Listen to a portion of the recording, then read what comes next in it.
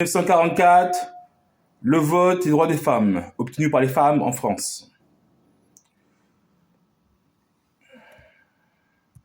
En France, le droit de suffrage est étendu aux femmes en 1944 après un long combat. Anne-Sarah Bouglé-Moalic, le droit de vote des femmes n'est pas sorti tout armé du képi du général de Gaulle. C'est un combat d'une centaine d'années que se trouve ses origines dans une inégalité concrète remontant à 1848. Le suffrage universel pour les hommes est seulement les hommes. La création du suffrage universel masculin en France n'en reste pas moins une innovation extraordinaire qui n'existe à l'époque nulle part par ailleurs.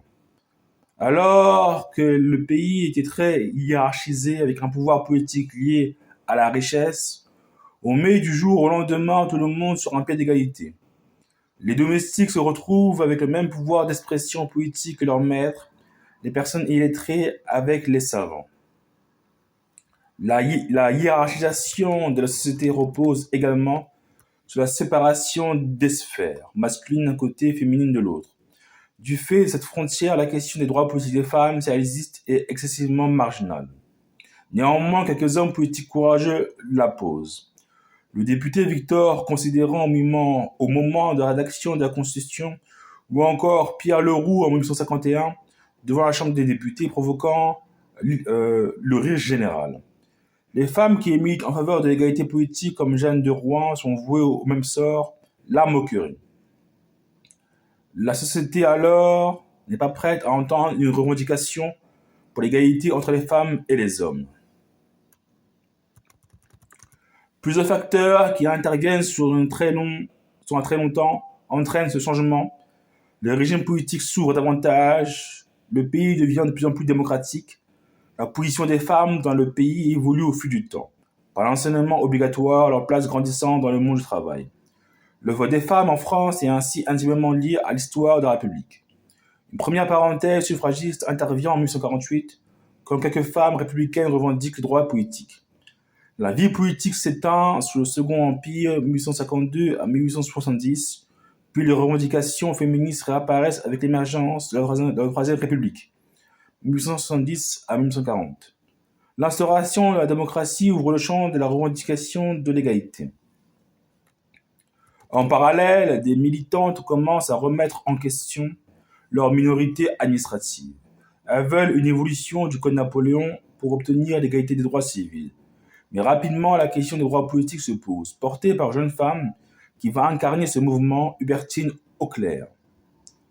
La féministe estime que l'ensemble des droits des femmes repousse sur le droit de vote. Selon elle, si les femmes ne participent pas à l'écriture de la loi, elles n'ont aucune chance de se faire entendre. Avec d'autres suffragistes, elle porte haut et fort un discours dont les idées profondément égalitaires sont encore marginales, voire radicales dans le pays français. Cependant, après plusieurs années de revendications, menées par de nombreux canaux, le suffrage des femmes parvient à sortir de son cercle restreint. Nous sommes à l'aube du XXe siècle et des femmes de la haute bourgeoisie, souvent proches du pouvoir politique, s'emparent du sujet. Pour elles, les femmes jouent un rôle majeur dans le pays, notamment en agissant contre les fléaux sociaux, l'alcoolisme, le jeu, les maladies, mais aussi en éduquant les enfants. Elles demandent donc que ce rôle soit pris en considération et affirment que leur participation à la vie politique serait bénéfique pour le pays. C'est finalement la conjonction de ces deux mouvements, socialistes et bourgeois, qui implante solidement la question du vote des femmes dans le débat public. Effectivement, le débat des droits politiques des femmes arrive d'abord à la Chambre des députés par le truchement de Paul Dussossois, auteur en 1905 d'une proposition de loi pour que les femmes aient des droits politiques à l'échelon municipal. En 1909, Ferdinand Buisson rédige le premier rapport positif sur l'opportunité des droits de vote des femmes en France. Mais son processus législatif est interrompu en 1914 par la Première Guerre mondiale. Au sortir du conflit en 1919, le suffrage des femmes revient devant la Chambre des députés.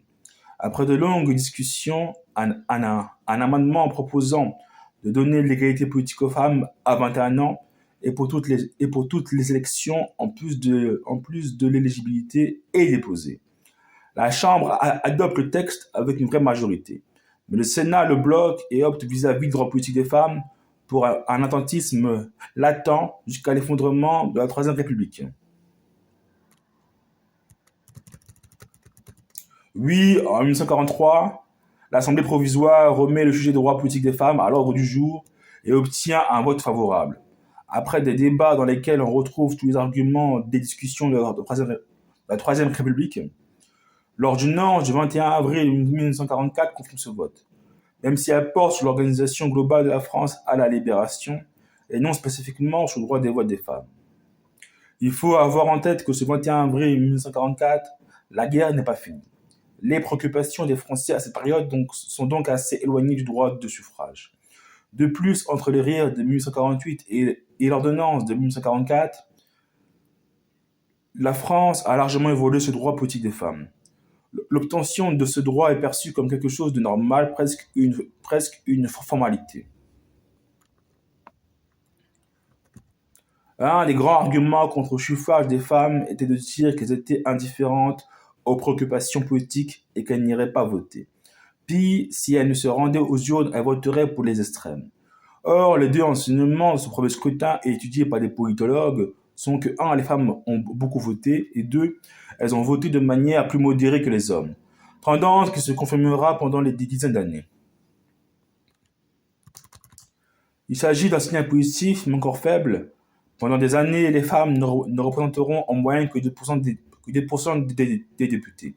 Certes, elles ont obtenu le droit de vote, mais elles restent mineures dans leur couple, leur foyer.